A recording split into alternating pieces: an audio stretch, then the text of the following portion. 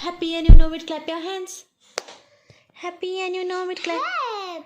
Hello, namaste and assalamu alaikum guys. Welcome back to my channel Indian Mom of Two Angels. Yes.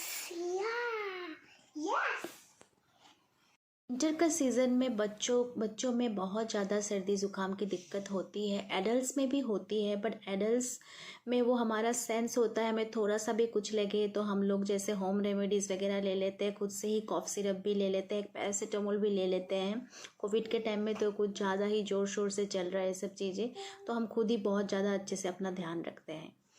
दिक्कत होती है toddlers में और infants में, और मेरे घर में क्योंकि टोडलर भी एक है और इन्फेंट भी है, तो हमें ज़्यादा ही सोचना पड़ता है कि क्या करें, क्या खाए, कैसा घर का एटमॉस्फेयर हो, बाहर कितना लेके जाए बच्चों को या ना लेके जाए। हम अलीशा को हो गया था बहुत ज़्यादा सर्दी जुकाम जब हम गुवाहाटी से दिल्ली आ गए थे, क्योंकि टेम्परेचर से अच्छा खासा 10 डिग्री तक फ्लक्चुएशन यहाँ पे हो गया था, और वहाँ का वेदर में और यहाँ का वेदर में बहुत ज़्यादा फ़र्क था। तो हम बहुत ही वरीड थे कि हम क्या करें, क्योंकि डॉक्टर्स के एडवाइस के बिना हम मेडिसिन भी दे नहीं पाते बच्चों को। तो हम पेडियाट्रिशियन के पास गए। पेडियाट्रिशियन ने दवाई तो प्रेस्क्राइब की और 3 बहुत अच्छी बात बोली है कि 3 ये वार्निंग साइंस होते हैं जो मतलब आपके बच्चों में अगर दिखे तो तुरंत आप without any delay you have to rush to the hospital और you have to rush to a paediatrician nearby. उन्होंने कहा कि आपका बच्चा अगर फीड नहीं ले रहा है, if the child is not taking your breastfeed or formula feed, any sort of feed, अगर फीडिंग नहीं ले रहा है तो ये फर्स्ट वार्निंग साइन है। सेकेंड वार्निंग साइन है अगर बच्चा आपका पूप और यानी कि स्टूल पास और यूरिनेशन यानी सुसु अगर नहीं कर रहा है, सुसु पॉटी अगर नहीं कर रहा है, तो ये भी बहुत खतरे की निशानी है। उस वक्त भी आपको तुरंत डॉक्टर से कंसल्ट करनी चाहिए। नंबर 3 है अगर बच्चा रो नहीं रहा है, बच्चा अगर रो नहीं रहा है, कंजेशन बहुत होता है तो बच्चे अच्छे से क्राई नहीं कर पाते।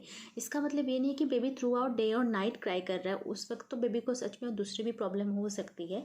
लेकिन अगर सर्दी ज़ुकाम है और बच्चा रो नहीं रहा है, मतलब उसको कंजेशन इतना ज़्यादा है कि वो रो भी नहीं पा रहा है, उसका लंग मतलब फुल है कॉफ से या म्यूकस से, वो भी एक बहुत डेंजर साइन है। तो साइन की बात की थी। फर्स्ट हो गया आपका अगर बच्चा फीड नहीं ले रहा है, जैसे 2 to 3 आवर्स के बाद बच्चे का, इन्फेंट्स के बारे में बात कर रही हूँ, infants, I am not talking about toddlers, क्योंकि वो लोग 2 घंटे बाद नहीं खाते हैं आमूमन।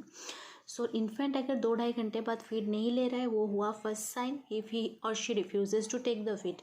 सेकेंड हो रहा है अगर बच्चा पूप या सुसु नहीं कर रहा है। थर्ड हो रहा है इफ़ ही और she is not crying at all.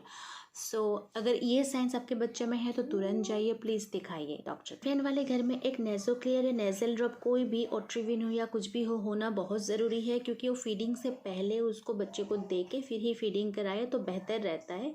थोड़ा बहुत सर्दी ज़ुकाम में क्योंकि नाक में जो म्यूकस भी आ जाता है ना, तो they have very small nostrils, तो खुद वो नाक झाड़ के तो वो निकाल नहीं पाता है। तो आप जब वो देते हो नेज़ो क्लियर या नेज़ल ड्रॉप कुछ भी देते हो, उसके बाद हमारी छोटी छोटी ईयरबड्स आती है, बेबी की हो या एडल्ट की हो, वो आप देखो पहले पैकेट से निकला हुआ है कि नहीं, वो साफ़ है कि नहीं। उसके बाद आप आई के नोज़ के अंदर ऐसे घुसा के रोल करके आपको म्यूकस क्लीन करना होता है बच्चे का।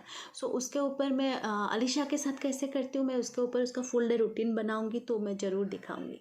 Once again thank you for all your love, सब good and more content are coming up. I know my videos are getting really short. मैं चाहती हूँ वीडियो थोड़ा लंबा हो और मैं बहुत सारी इनपुट डालूँ, क्योंकि मैं भी इतनी टेक्नो बोलते हैं ना, टेक्नो फ्रीक नहीं हूँ। मुझे इतना नहीं आता है कि कैसे शूट करके खाना बनाऊँ, कैसे शूट करके मैं बच्चे का पूरा दिन दिखाऊँ। I am struggling. सो देखते हैं, करते हैं, ज़रूर करेंगे इंशाल्लाह। बहुत जल्द सीख भी जाऊँगी मैं, आप लोग का साथ रहा तो। Please like and share and subscribe my channel. Thank you.